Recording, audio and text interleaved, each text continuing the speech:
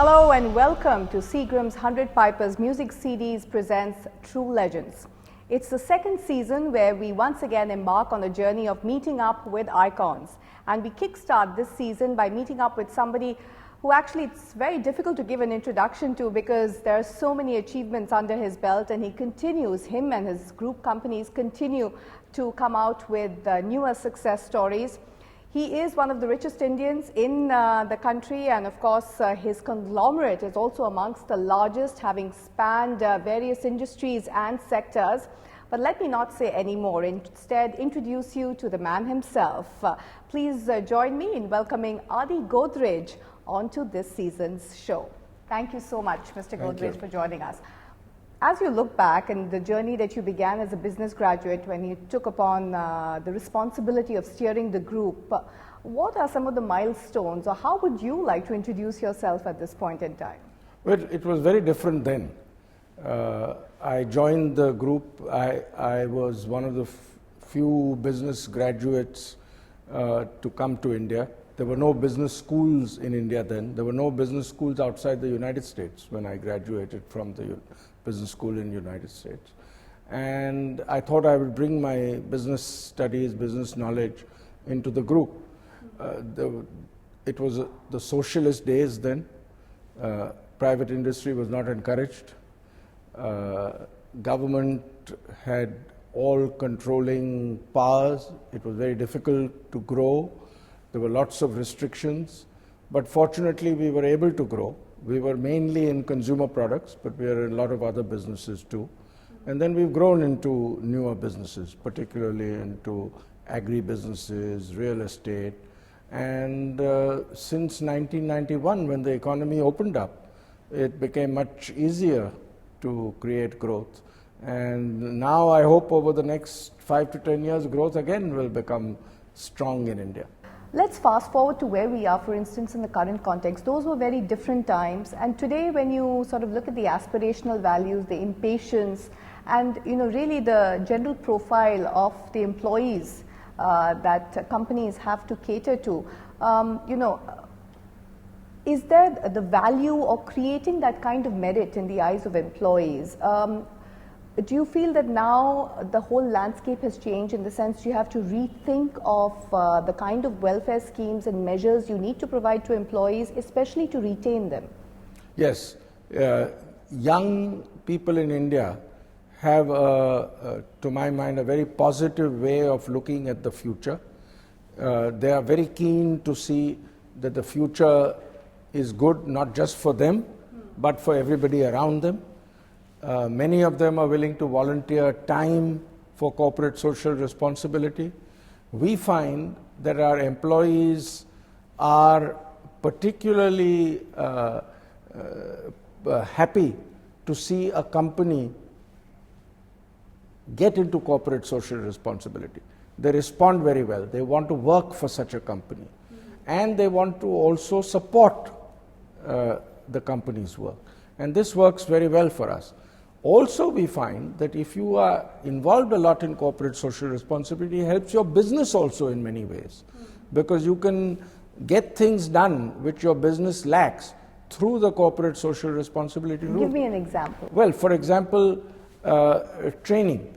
Now, one of the things we have done in a program called Saloni is we help young women start beauty salons from their home. We train them how to do it. They start a salon at home very successfully, earn well. It helps our business also because we are the largest company in hair color in India. They use our products. They show people how it can enhance not just their looks, but also their careers. In fact, a lot of the mantras that we are talking about today, especially on the areas of skill development or what you call employability, is something that you have been promoting within the group. Now, one is the idea. The other is actually putting it into the workplace and putting the systems in place to back it up. Let's take a look a little bit about some of the employability initiatives first, introduce our viewers to them before we talk a little bit about it.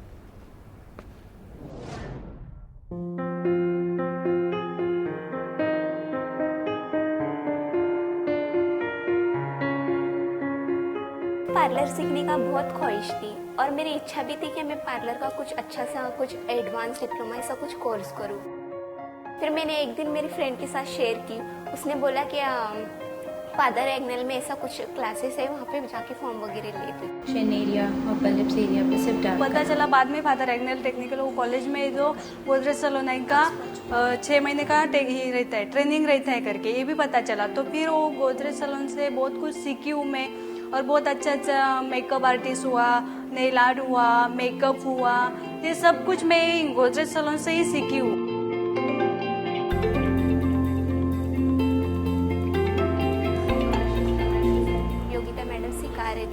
फिर वो practice किया तो उसमें ना और interest आने लगा, तो मैं फेशियल करने लगी, वैक्सिंग करने लगी, तो मुझे और अच्छा सा फील हो रहा था।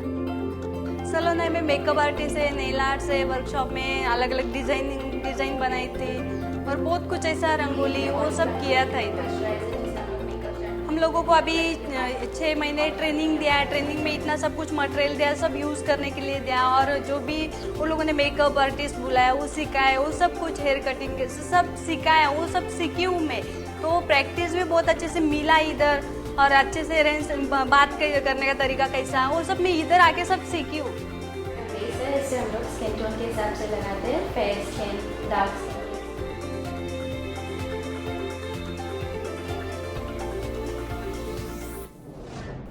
Right, so those are some of the skill development or ensuring employability.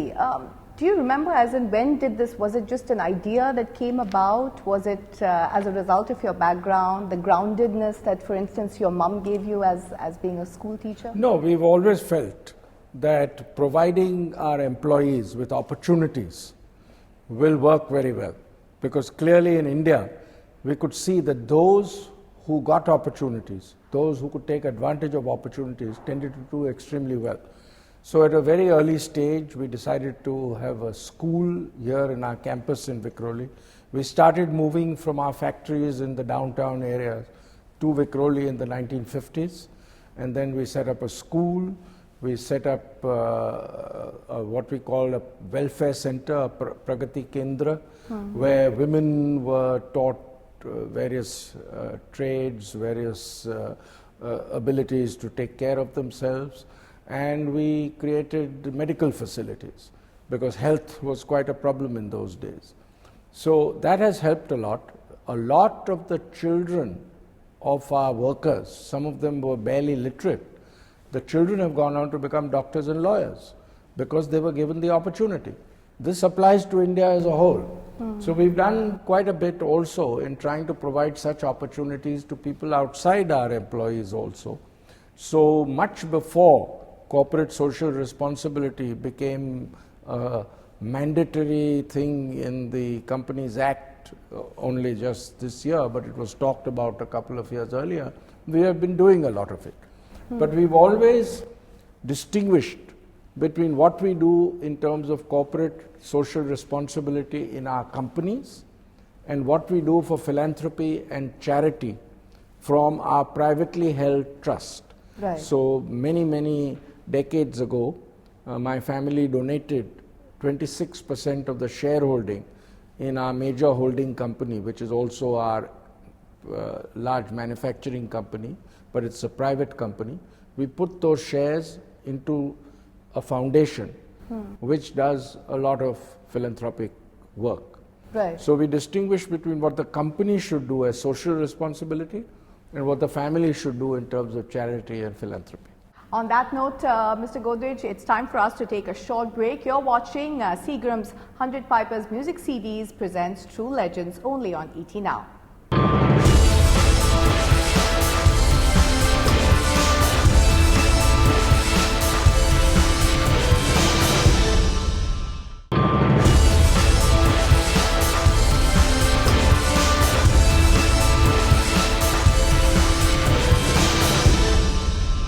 Welcome back to Seagram's 100 Pipers Music CDs presents True Legends. On the show today, we've been in conversation with Adi Godrej. One is, of course, the skilling and training and the employment initiatives. You've also have a project which focuses on green products. Now, one might also say, the cynic might say this is something very en vogue, so to speak, right now. It's very trendy to go into it. But at the same time, there is a very strong, important environmental ethic and theme as well to it. So what sort of, how did the Green Products Initiative come into being? Because focus on the environment has been rather strong in our group. For example, we maintain a mangrove forest in our major Vikhroli establishment, where there's wildlife, there's great trees like the lung of Mumbai. We have also promoted the Indian arm of the World Wildlife Fund with a building in Delhi. Absolutely. Yeah. In Hyderabad, together with CII, we've set up the Godrej CII Green Business Center, which teaches companies how green business and environmentally friendly business is very good for the business. It's very good for society, it's very good for the environment, but it's also very good for your business. So that has been very successful. In fact, let's, Mr. Godrej, show our viewers a little glimpse of that beautiful mangrove forest. Let's have a look at that.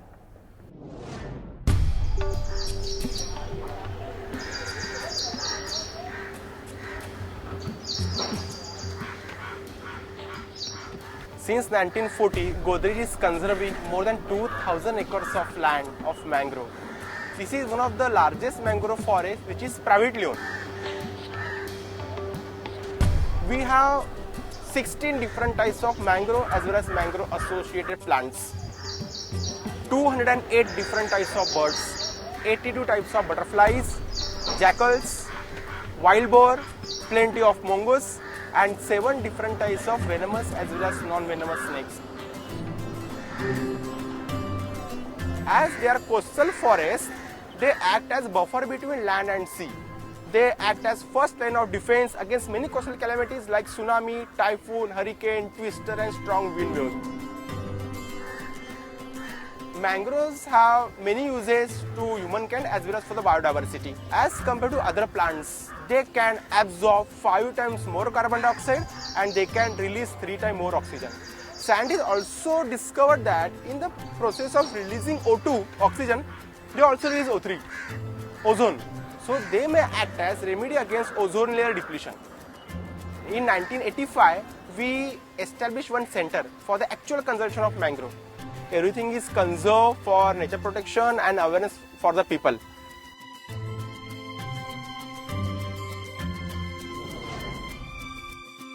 As you undertake these initiatives, and clearly we appear to be on a brink, hopefully, of another sort of inflection point for business and for growth within the country. How do you really see these or the future in terms of what the Godrej brand stands for? Do you see this legacy being continued, or do you see some new turns or new initiatives being promoted, especially by the next generation? No, there'll be many new initiatives.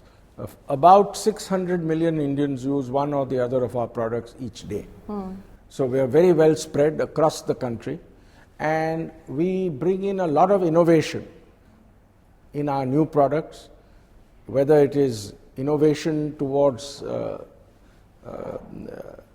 environment-friendly products, innovation towards bottom of the pyramid products. Today, a large number of people would like to consume products, but they can't afford it. So if you can provide a product at a much lower cost, which fulfills the consumer need, then sales just grow dramatically. But do you think the DNA of CSR and the kind of initiatives that have been taken, has it come because you have been at the helm and you and your family has been at the helm? In that sense, how do you institutionalize it to ensure that this mindset continues? No, while I have been a great supporter of CSR initiatives, I would say that many people in our group have contributed to this initiative. It's generally been supported strongly. My children are very strong advocates of the CSR movement. They have contributed a lot, both in terms of innovations, ideas. Our managers have in many cases, and it's percolated all over. And a company is successful when good ideas percolate throughout the organization. If it's just leadership from the top, it doesn't work as well. Do you still have your chairman's tea sessions? Yes. Those are still very ideation grounds, interacting with young people? I see. But tell me, you spoke about your children, and they are taking charge and have been running the businesses at a very different time than when you took over. How easy, or how would you differentiate what they have had to undergo in terms of running the companies as opposed to what you did? What is the key difference? Well, the advantage they've had is they've joined the business at a time when business growth was being promoted. The economy had opened up, socialism was behind us, etc. That's the advantage. On the other hand, the opportunities have been huge, and they've done exceedingly well in passionately going after these opportunities, innovating, working out. In fact, some of the ideas they came up with, I initially was wondering whether they would really work, but they've been so successful in their thinking and implementation that now I don't even think twice when they come up with a new idea. And the pace of innovation, I mean, the world is changing so rapidly. We've seen some conglomerates actually stumbling and not quite sure on the next step to take. Exactly. And I think the best thing is to trust the youth in India.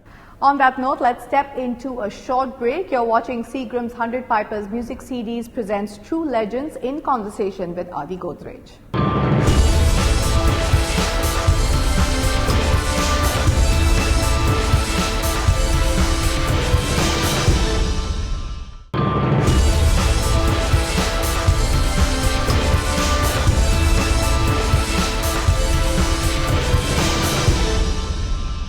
Welcome back. You're watching Seagram's 100 Pipers Music CDs presents True Legends on ET Now, and we're in conversation today with none other than Adi Godrej, and we are discovering some of the corporate social responsibility initiatives that have been taken at the group.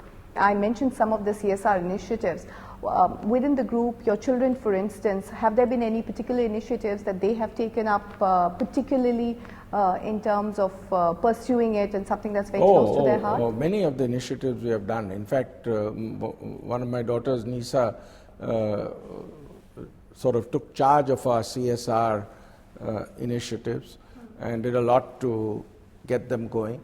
And they've had a lot of ideas, not just in CSR, but many other innovations. For example, we relaunched the Godrej brand about 6 years ago. Until then, the Godrej brand and its logo was used in different forms, different colors. There was not a uniform message behind the brand, and we relaunched it, which was overseen by my daughter Tanya. Right. And it was extremely successful. Recently, we had a campaign with Amir Khan as the brand ambassador, and it has brought the brand back into the limelight. There was a time when people felt this is my parents' brand, this is not my brand. Absolutely. Now everybody associates with the brand at a very young age. But at the same time, it's been trying times, and I'm sure you're asked this question. Your FMCG side of the business, all sides of the business, for everybody, has faced a lot of pressure, and the first thing that gets cut or feels the burden is CSR. How did you sort of fend that off or improve the sort of returns on investment that you've made? And it's been considerable. No, we feel that most such directions a group or a company takes yield positive results. And if your consumers are doing well, if your customers are doing well, if your employees are doing well, the company ends up doing well. So many of these initiatives have helped our business growth. They've given us ideas about how we should grow in the future. And green products are really appreciated by consumers. Mm-hmm. And it doesn't mean that you are making them costlier than other products. It's just technology, it's innovation that makes them more friendly to consumer needs than otherwise. Let's once again walk our viewers through some of the initiatives that you've taken as far as preserving the environment is concerned.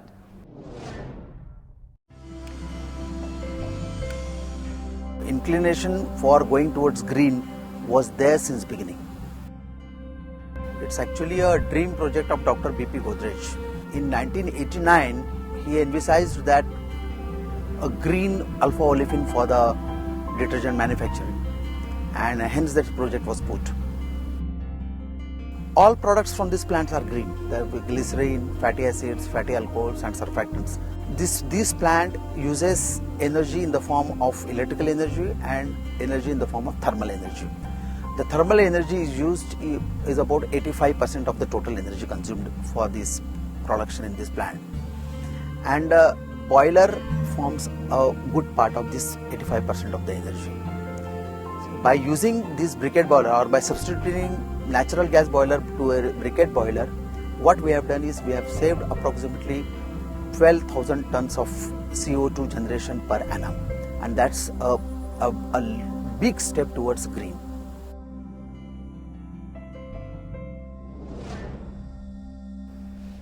Right, those were the steps that we saw in terms of preserving the environment, and we were talking about the next generation and your children and the kind of initiative, the rebranding of Godrej. But take us through, we all know about your weekend getaways with your grandchildren.